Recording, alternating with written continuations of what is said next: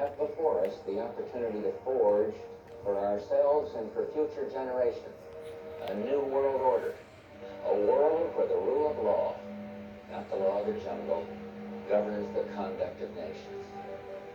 When we are successful, and we will be, we have a real chance at this new world order, an order in which a credible United Nations can use its peacekeeping role to fulfill the promise and vision of the UN's founders.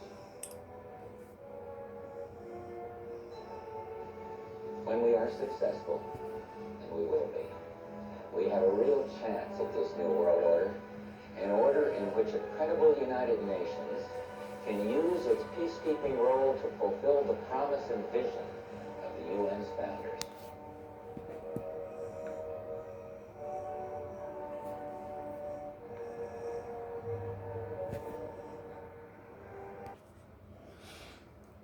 Now I know y'all guys probably sitting here asking me, why did I play that and what does that mean? Okay. Back in 1990, I believe it was 92, 91, around that time when he was president, because he became president after soon after um, Reagan left, he became president. So you had um, Reagan had 2 years, and he was Reagan's uh, vice president, and he became president after Reagan. I say probably between 90 and 92. I remember because I was young. I remember I was sitting in the house, and you know how like you watching TV and they say, "Oh, the president's speech is coming on," and we watched him, and I remember him saying this exactly what you just heard. And I want y'all to hear exactly what he said. When we will be, he says, when we, he said, when we will be successful, and we will be successful. What he was saying basically is, it's going to happen.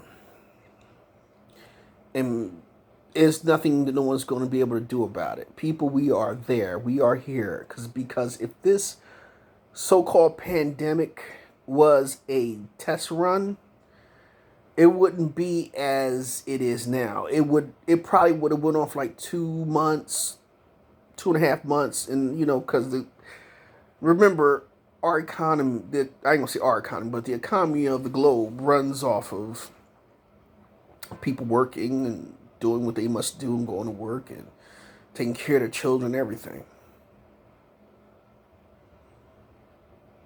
This is not a test run. And for black people, I think we should be more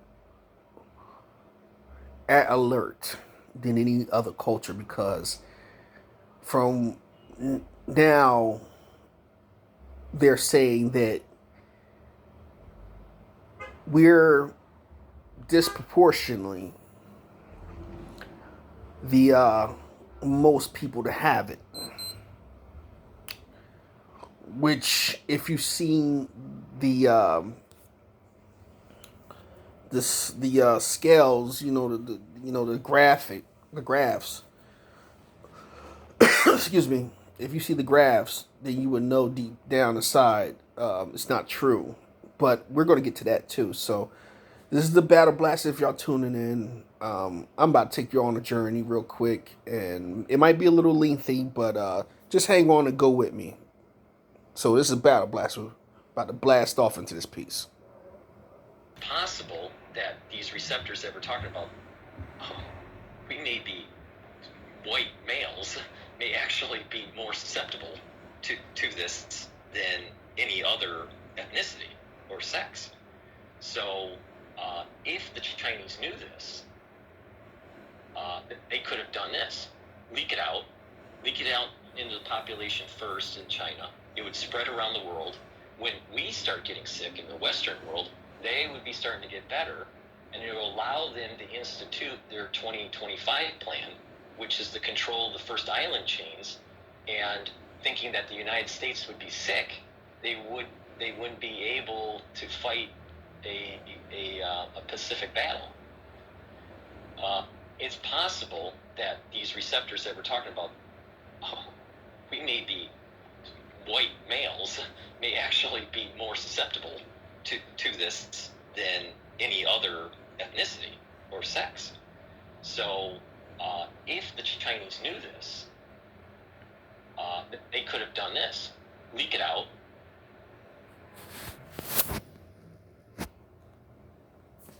Now, if you heard that, that was a gentleman talking about how this virus is basically attacking white individuals or white Asian Latinos, whatever. It's not really coming after us as bad. Don't get me wrong, there are some of us that's getting this because one of my family members, actually two of my family members, one passed away from it and the other one's still fighting a good fight with it. But there are some of us out there that's catching this, and it's not like we're the main issue people who catching it. Like he said, excuse me, he says he said the white people are the main receptors of this. He said he didn't even want to say it, but he had to admit it, that they are the main receptors of this. You know what I mean? They're the ones they're the main, how you say it, they're the people who are going to be the ones to get the most. Them, Asians, and like I said, Latinos, whatever, everybody else, but they ain't really worried about us. I'm not going to say why they're not worried about us because I can go into that and it can be really long, but because they're not really worried about us. They feel like, excuse me, will be easier to deal with compared to the people who keeps us subdued, which is white folks. So, and then he said owning the first island chains. If you don't know anything about that, a few years ago, the Chinese was making artificial islands. So that's for them to start being able to have takeoff points between China and their little takeoff points so they can load up and they can start bombing the hell out this country or whatever they're going to do. You know what I mean?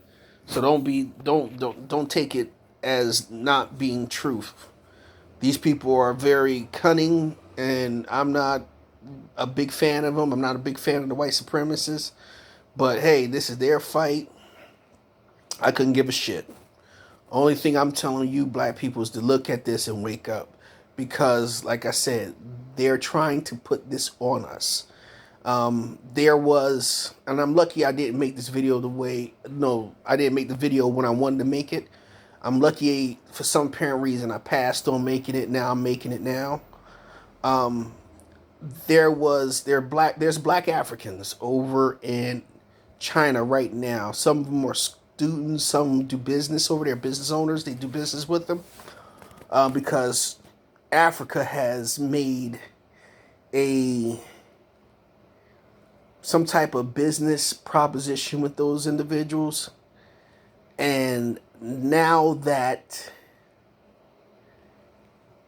this has hit and the world is slowly but they didn't slowly turn it. Overnight they turned it from Asian flu to the African people being the ones having it. When you look at it, there are still Asian people still falling out dying of this. No black person in China yet has died from this disease. You understand what I'm saying? So this is something I think was between China's deep state and America's deep state type of shit that they were doing. They put it together. So remember, New World Order. We had to subdue these Negroids. First things we have to do is subdue these black folks, because I'm gonna tell you something, and this is what I want you to understand, and I want you to just take it with a grain of salt.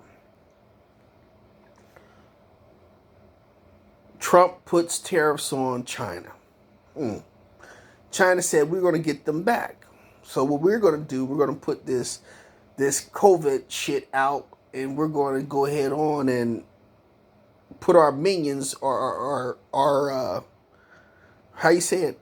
We're going to put our satellites or planets, excuse me, who's in America.